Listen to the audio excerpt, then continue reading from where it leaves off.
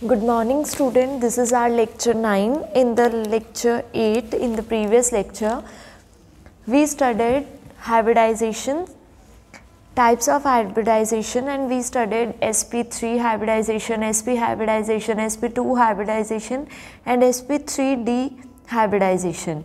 Today we will study sp3d2 hybridization. First we will study one example of sp3d hybridization, that is XeF2. ठीक है, तो सबसे पहले xenon की configuration, we must know the ground state configuration of xenon, that is 5s2 and 5p6. Xenon is an inert gas.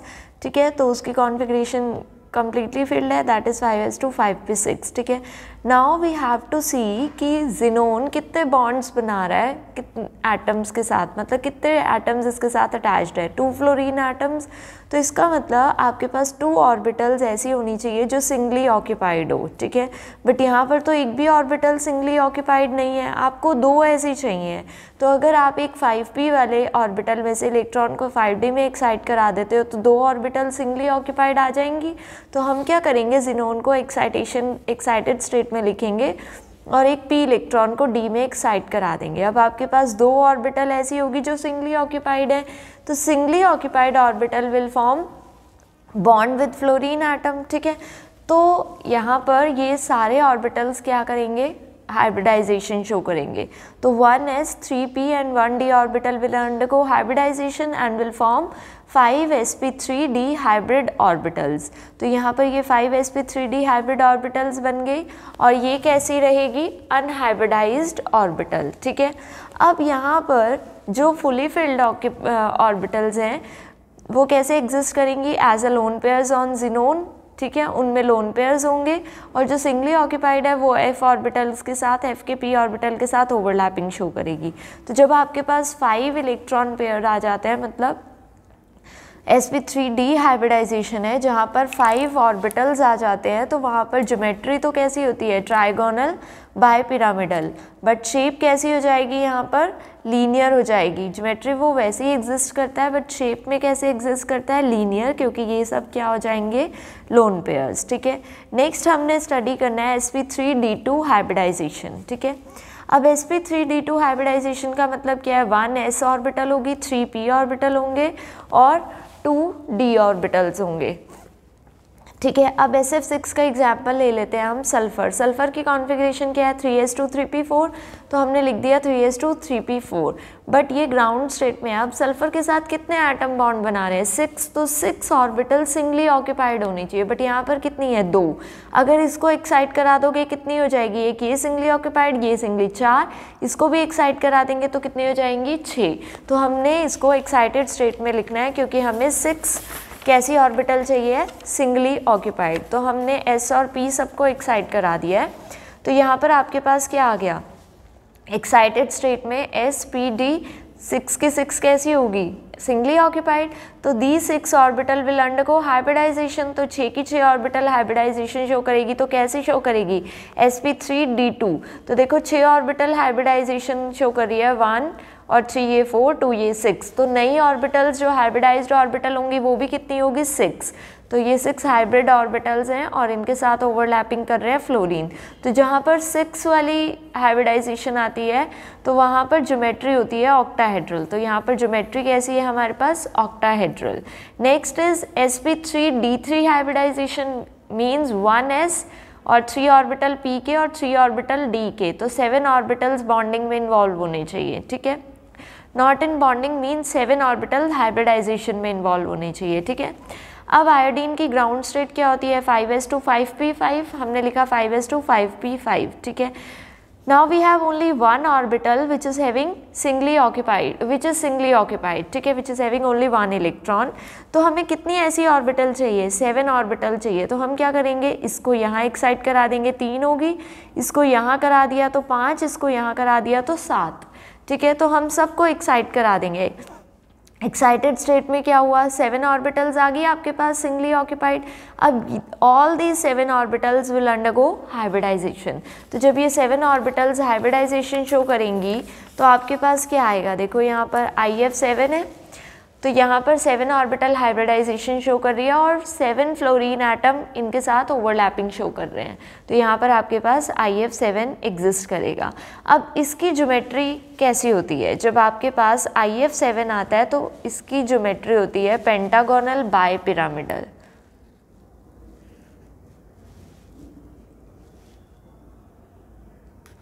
एक, दो, तीन, चार, 5, ठीक है। तो यहाँ पर आपके पास क्या होगा? आयोडीन, ठीक है। यहाँ एक फ्लोरीन, यहाँ दूसरा फ्लोरीन, यहाँ तीसरा, यहाँ चौथा, और यहाँ 5th, और ये 6th, और ये 7th। तो हमारे पास कितने फ्लोरीन्स हो गए?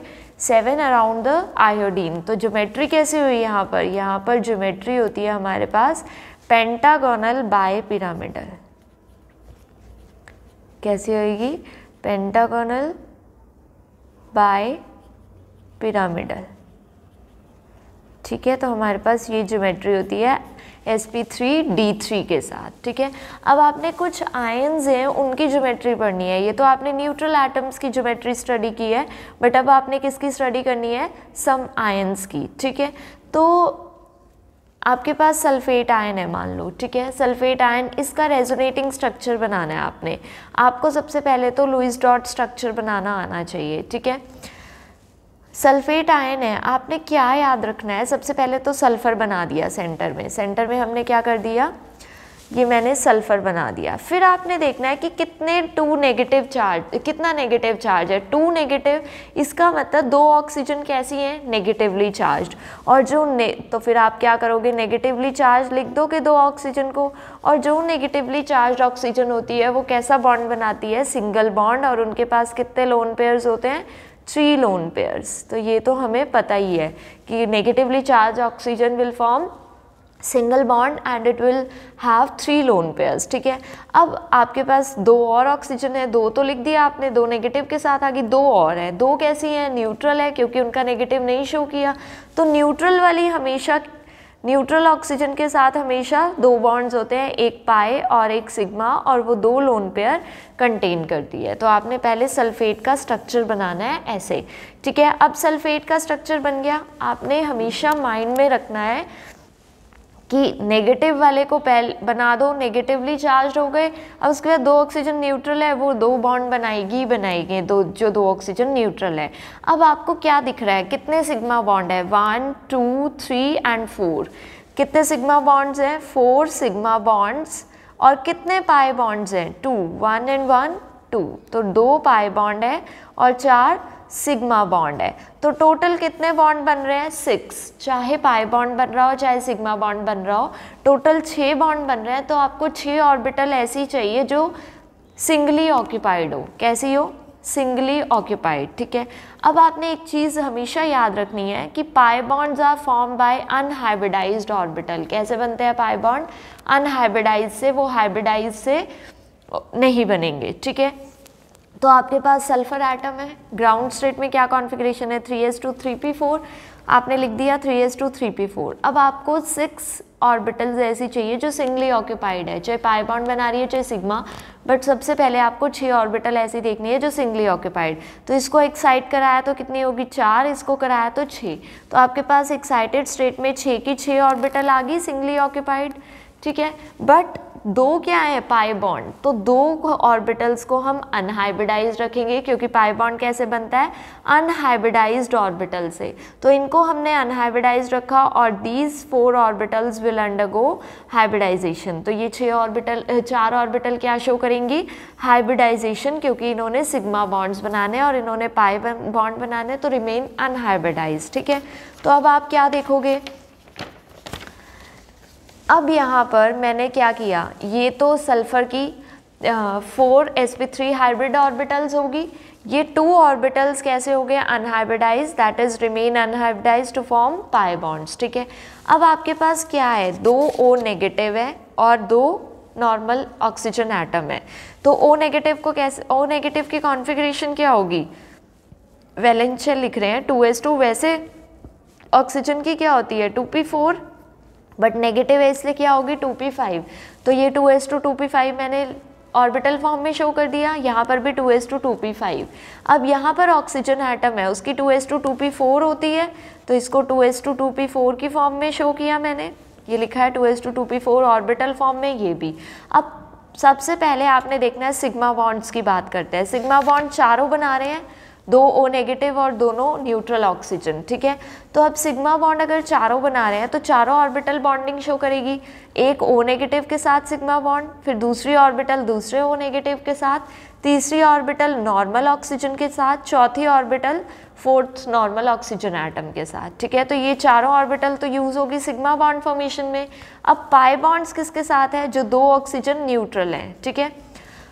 तो पाई बॉन्ड अनहाइब्रिडाइज से बनेगा और नॉर्मल ऑक्सीजन एटम के साथ ही बनेगा, याद रखना है। तो ये वाला इसके साथ पाई बॉन्ड बना देगा, ये वाला इसके साथ पाई बॉन्ड बना देगा, क्योंकि इसमें 2 ऑर्बिटल हैं जो सिंगली ऑक्यूपाइड है, एक सिग्मा बनाएंगी और एक पाई बनाएंगे, ठीक है। तो यहाँ पर हमारे पास ये स्ट्रक्चर, ये हाइब्रिडाइजेशन होती है, ज्योमेट्री होती है SO4 2 नेगेटिव की। और अगर sp3 हाइब्रिडाइजेशन है तो ज्योमेट्री कैसी होगी, टेट्राहेड्रल। तो यहाँ पर ये हम टेट्राहेड्रल शेप शो कर देते हैं, ठीक है। नेक्स्ट अब आपने स्टडी करना है नाइट्रेट आयन, ठीक है। नाइट्रेट आयन के लिए भी आपको सबसे पहले क्या बनाना होगा, रेजोनेटिंग स्ट्रक्चर। सबसे पहले आपने नाइट्रोजन सेंटर में रख दिया, ये रखा मैंने नाइट्रोजन सेंटर में। O3 नेगेटिव, कितने ऑक्सीजन के साथ नेगेटिव है, एक के साथ, एक नेगेटिव है, इसका मतलब एक के साथ ही नेगेटिव होगा, एक के साथ नेगेटिव, दूसरे के साथ न्यूट्रल है, ठीक है। अब आप क्या करोगे, मैंने बोला था अगर तीसरा ऑक्सीजन भी न्यूट्रल है तो हम क्या बनाते हैं, डबल बॉन्ड O। बट अगर आप डबल बॉन्ड O बना दोगे तो यहाँ नाइट्रोजन की कोवैलेंसी कितनी हो जाएगी, 1 2, मैं आपको बना के दिखा देती हूँ, ये 1 2 3 4 5, विच इज़ नॉट पॉसिबल। तो वो 5 बॉन्ड नहीं बनाता है। तो यहाँ पर कितने बॉन्ड्स बनेंगे एक्चुअल में, 4। तो फोर्थ ऑक्सीजन भी आपने क्या रखना है, न्यूट्रल। तो न्यूट्रल रखना है तो वो कैसा बॉन्ड बनाएगा, कोऑर्डिनेट बॉन्ड। कैसा बॉन्ड बनाएगा, कोऑर्डिनेट बॉन्ड। तो आपने ये चीज़ याद रखनी है कि एक को नेगेटिव शो कर दिया, दूसरा ऑक्सीजन तो न्यूट्रल हो गया, अब चौथा क्या करेगा, फोर्थ वाला बॉन्ड बनाएगा, कोऑर्डिनेट बॉन्ड, ठीक है। तो ऑलवेज कीप इन माइंड कि कोऑर्डिनेट बॉन्ड भी हाइब्रिडाइजेशन शो करते हैं, बस एक पाई बॉन्ड है जो कि अनहाइब्रिडाइज्ड ऑर्बिटल से बनता है, ठीक है। तो अब ग्राउंड स्टेट में नाइट्रोजन की कॉन्फ़िगरेशन क्या है, 2s2 2p3 लिख दिया मैंने, 2s2 2p3। बॉन्ड्स कितने बन रहे हैं, 1 2 3 सिग्मा बॉन्ड्स, मतलब 2 सिग्मा और 1 कोऑर्डिनेट, कोऑर्डिनेट को हम सिग्मा ही कंसीडर कर रहे हैं, 3 सिग्मा एंड 1 पाई।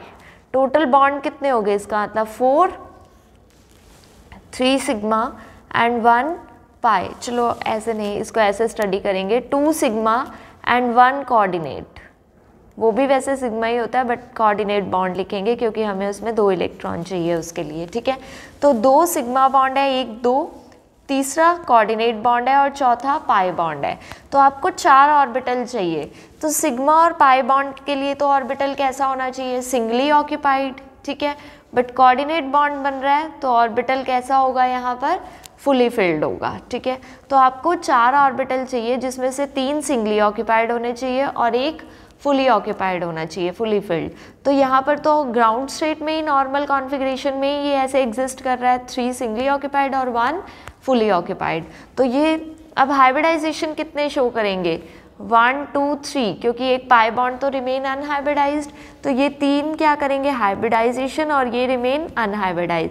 तो this will undergo hybridization, this will remain as such. तो हाइब्रिडाइजेशन कौन सी होएगी, sp2 sp1 p2। तो ये मैंने लिख दिया 3 sp2 hybrid orbital to form sigma bond and coordinate bond, ठीक है। यहाँ पर ये अनहाइब्रिडाइज्ड रखा। अब आपके पास यहाँ पर क्या क्या है, एक तो ऑक्सीजन नॉर्मल है, इधर दूसरा ऑक्सीजन भी नॉर्मल है, वो एटम ही है वो, तीसरा ऑक्सीजन नेगेटिव फॉर्म में है। तो जो 2 ऑक्सीजन है वो 2s2 2p4 ही शो करेंगे, ये 2s2 2p4, फिर ये भी 2s2 2p4 और ये O नेगेटिव है तो 2s2 2p5 शो करेगा, ठीक है। अब आपके पास एक क्या कर रहा है, एक ऑक्सीजन एटम कोऑर्डिनेट बॉन्ड बना रहा है, तो उसके पास कोऑर्डिनेट बॉन्ड कहाँ से आएगा, यहाँ से। ये जो एक ऑर्बिटल के पास 2 इलेक्ट्रॉन है वो अपने एक ऑक्सीजन को डोनेट करेगा, एक इधर और एक इधर, तो ये कोऑर्डिनेट बॉन्ड बन गया हमारे पास, ठीक है। दूसरा, दोनों एटम्स के साथ सिग्मा सिग्मा है तो एक तो नॉर्मल ऑक्सीजन के साथ सिग्मा शो करेगा, एक O नेगेटिव के साथ लास्ट तक सिग्मा शो करेगा। अब पाई किसके साथ है, एक जो ऑक्सीजन बचा उसके साथ पाई है, तो अनहाइब्रिडाइज्ड वाला इसके साथ पाई बॉन्ड बनाएगा। तो आपने ये याद रखना है, ये इंपॉर्टेंट है आयंस की हाइब्रिडाइजेशन और ज्योमेट्री समझना। तो हाइब्रिडाइजेशन कैसी है, sp2, तो ज्योमेट्री कैसी होगी, ट्राइगोनल प्लेनर। तो ये ज्योमेट्री ट्राइगोनल प्लेनर है हमारे पास, ठीक है। तो नेक्स्ट जो आयन है वो है हमारे पास perchlorate ion. Perchlorate ClO4 negative है, तो नॉर्मल इसका भी स्ट्रक्चर बनाएंगे। कितने ऑक्सीजन के साथ नेगेटिव, एक के साथ नेगेटिव, बचे 3 ऑक्सीजन, तीनों न्यूट्रल है, तीनों के साथ डबल बॉन्ड आ जाएंगे। Cl यहाँ पर अपनी कोवैलेंसी एक्सपैंड कर सकता है क्योंकि इसके पास एम्प्टी d ऑर्बिटल होते हैं, नाइट्रोजन के पास नहीं होते, इसलिए हमने 5 बॉन्ड नहीं बनाए, जबकि इसके साथ तो हमने 7 दिखा दिया क्योंकि इसके पास एम्प्टी d ऑर्बिटल होते हैं, तो ये बना सकता है। तो टोटल बॉन्ड्स कितने हो गए, 4 सिग्मा हो गए और 3 पाई, टोटल बॉन्ड्स कितने हो गए 7। तो 7 बॉन्ड्स में कोई कोऑर्डिनेट बॉन्ड नहीं है, तो 7 के 7 जो ऑर्बिटल है आपको कैसे मिलने चाहिए, सिंगली ऑक्यूपाइड। तो यहाँ पर क्लोरीन की ग्राउंड स्टेट कॉन्फ़िगरेशन तो ये है, जबकि हमारे पास सिंगली ऑक्यूपाइड कितने ऑर्बिटल में है, 1 में। आपको कितने में चाहिए, 7 में। तो 7 में अगर हमें चाहिए तो हमें एक्साइट कराना पड़ेगा। तो यहाँ पर हम एक्साइटेशन करा देते हैं 3s 3p 3d में, 3p से 3d में, 3s से फिर आगे एक्साइटेशन हो गई यहाँ पर। अब आपके पास पाई बॉन्ड कितने हैं, 3 1 2 3, तो 3 orbitals will remain, 3 orbital will remain unhybridized and these 4 orbital will undergo hybridization to form sigma bond. तो यहाँ पर ये 4 sp3 हाइब्रिड ऑर्बिटल्स हैं, ये क्या है, 4 sp3 hybrid orbitals of chlorine, ठीक है। तो ये हो गया आपके पास, और ये 3 अनहाइब्रिडाइज्ड ऑर्बिटल्स हैं। अब आपके पास कितने ऑक्सीजन है, 4, एक O नेगेटिव फॉर्म में है 2s2 2p5 और 3 O एटम है तो 2s2 2p4। अब आपने देखना है जो O नेगेटिव वाला है वो सिर्फ सिग्मा बॉन्ड बना रहा है, तो इधर से सिग्मा बॉन्ड बन गया, हाइब्रिडाइज्ड ऑर्बिटल से सिग्मा बनता है, फिर तीनों ऑक्सीजन भी सिग्मा बना रहे हैं, तो एक एक ऑर्बिटल आगे फिर सिग्मा बनाएगी, ठीक है।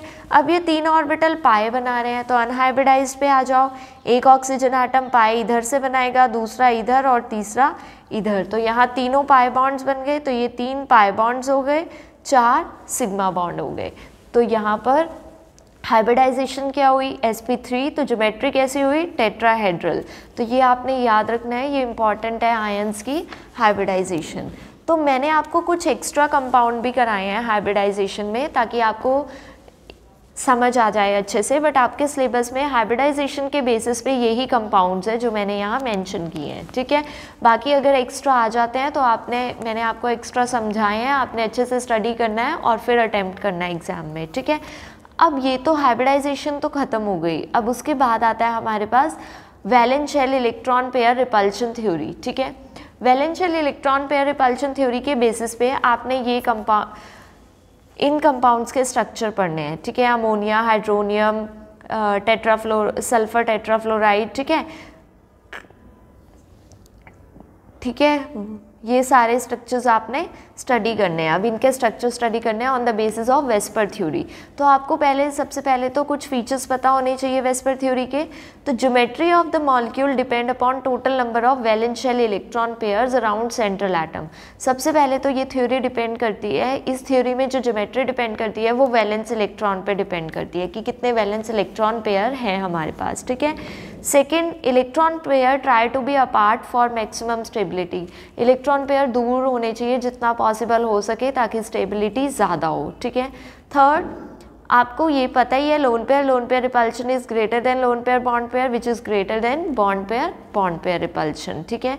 Now magnitude of repulsion between the bonded pair of electrons depend upon electronegativity difference between central atom and other atom. तो ये आपको पता ही है कि आपने अपनी 12th क्लास में भी कुछ 11th क्लास में कुछ एग्जाम्पल स्टडी किए हैं on the basis of electronegativity difference between central atom and the surrounding atom, जिससे आप बॉन्ड एंगल स्टडी करते थे, ठीक है। जैसे सेंट्रल एटम चेंज कर दिया तो बॉन्ड एंगल चेंज हो जाता था, वैसे, ठीक है। नेक्स्ट अब आपने स्ट्रक्चर स्टडी करने हैं, एप्लीकेशंस ऑफ वेस्पर थ्योरी, ठीक है। तो उसमें अमोनिया का स्ट्रक्चर है। सबसे पहले तो आपको लुईस डॉट स्ट्रक्चर बनाना आना चाहिए, ठीक है। सबसे पहले हम वैलेंस इलेक्ट्रॉन काउंट करते हैं नाइट्रोजन के। एक और मेथड है, वो मैं अभी आपको बाद में एक्सप्लेन करूँगी, पहले एक बार इस मेथड से एक्सप्लेनेशन देखते हैं। टोटल वैलेंस इलेक्ट्रॉन कितने हैं नाइट्रोजन के? 5। अगर 5 इलेक्ट्रॉन पेयर हैं और नाइट्रोजन के अराउंड सराउंडिंग में कितने एटम्स हैं जो बॉन्ड बना रहे हैं? 3 एटम्स।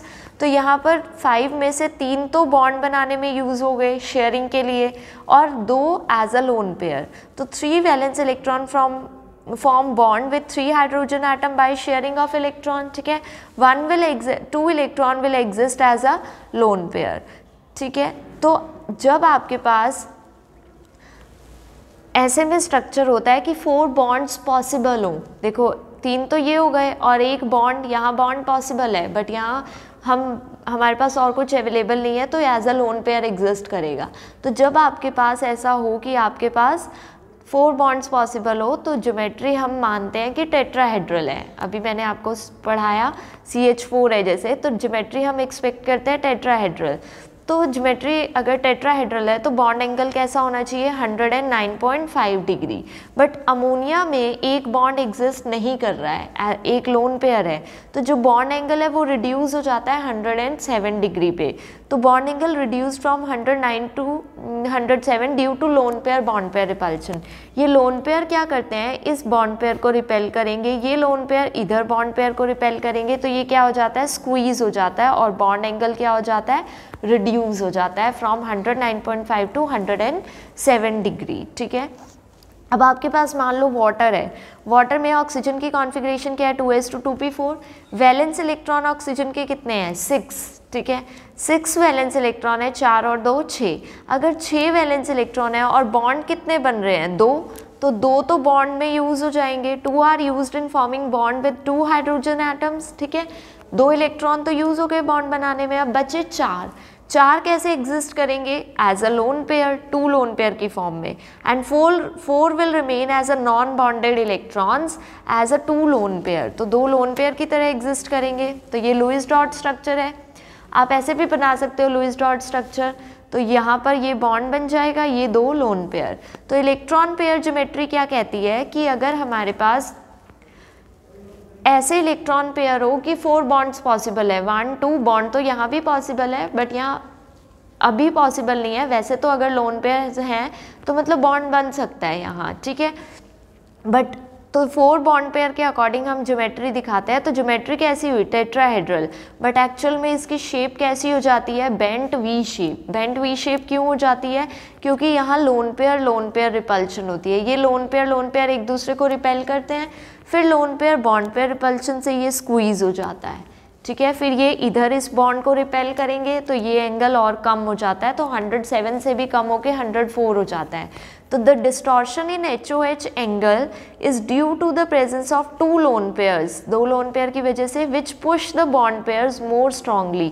तो ये बॉन्ड पेयर को और ज़्यादा स्ट्रांगली पुश करते हैं and decreases the tetrahedral angle to greater extent than ammonia bond angle in than HNH bond angle in ammonia. मतलब कि ये अमोनिया से भी ज़्यादा बॉन्ड एंगल कम कर देते हैं, क्योंकि यहाँ 2 लोन पेयर है, वहाँ 1 लोन पेयर था। वहाँ सिर्फ loan pair bond pair repulsion थी, यहाँ लोन पेयर रिपल्शन भी है। तो हमें पता है lone pair repulsion greater than loan pair bond pair greater than bond pair, ठीक है। नेक्स्ट है आपके पास हाइड्रोनियम आयन। हाइड्रोनियम आयन में ऑक्सीजन सेंट्रल एटम की वैलेंस शेल देखने हैं आपने, वैलेंस इलेक्ट्रॉन तो कितने हैं? 6 में से अब आपने क्या करना है? इसका लुईस डॉट स्ट्रक्चर बनाना है तो बना लो। देखो आपके पास 6 वैलेंस इलेक्ट्रॉन है, ठीक है। 6 में से अब पॉजिटिव चार्ज है, ठीक है। तो ऑक्सीजन के पास आपने 1 2 3 4 5 6 दिखा दिए, ठीक है। अब 6 भी आप कैसे दिखाते हो? यहाँ पर क्या होता है आपके पास? ऑक्सीजन है, 1 2 3 4 5 6 आपने दिखा दिए। अब कितने हाइड्रोजन है आपके पास? 3 हाइड्रोजन, जिनमें से 2 हाइड्रोजन न्यूट्रल है और एक as a H positive exist कर रहा है, ठीक है। तो अब देखो इस हाइड्रोजन के साथ तो ये हाइड्रोजन अपना इलेक्ट्रॉन डोनेट करेगा, बॉन्ड बना लेगा। इधर ये शेयर करेगा बॉन्ड, इधर दूसरा हाइड्रोजन शेयर करेगा, ठीक है। ये मैं आपको रफ स्ट्रक्चर बना रही हूँ समझाने के लिए। तीसरा H पॉजिटिव की तरह एग्जिस्ट कर रहा है, वो एम्प्टी है, तो ये अपना इलेक्ट्रॉन इधर डोनेट करेगा।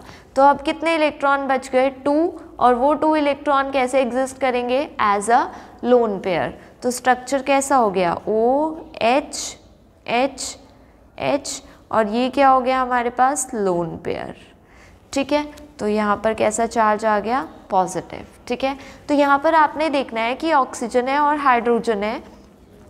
अब ये पॉजिटिव ऑक्सीजन पे कैसे आया, कैसे पता चलेगा? जब आपने बॉन्ड बन जाता है और आपने वैलेंस इलेक्ट्रॉन सेंट्रल एटम के काउंट करने हैं आफ्टर बॉन्ड फॉर्मेशन, तो यहाँ पर कितने हैं? चलो ये मैं आपको एक्सप्लेन नहीं करती हूँ, आप कंफ्यूज हो जाओगे इस चीज़ में। आपने बस ये याद रखना है ऑक्सीजन के टोटल वैलेंस इलेक्ट्रॉन कितने हैं? 6। तो 6 में से 2 तो हाइड्रोजन के साथ शेयरिंग के साथ बॉन्ड बनाएंगे। ठीक है, एक ऑक्सीजन का पूरा लोन पेयर H पॉजिटिव को डोनेट हो जाएगा, तो दूसरा क्या बचा? एज अ लोन पेयर एक लोन पेयर बच गया यहाँ पर। ठीक है, तो ज्योमेट्री कैसी होनी चाहिए? टेट्राहेड्रल, 3 बॉन्ड हाइड्रोजन के साथ एक लोन पेयर। बट यहाँ पर शेप कैसी है? पिरामिडल, क्योंकि लोन पेयर क्या करता है? रिपेल करता है। लोन पेयर बॉन्ड पेयर को रिपेल करता है, तो ये बॉन्ड कैसा हो जाता है? स्क्वीज। एंगल क्या हो जाता है? डिक्रीज। तो एंगल कितना हो गया? 107 डिग्री। तो यहाँ पर शेप कैसी है? पिरामिडल। यहाँ पर भी अमोनिया की शेप कैसी है? पिरामिडल। तो बॉन्ड एंगल कितना है?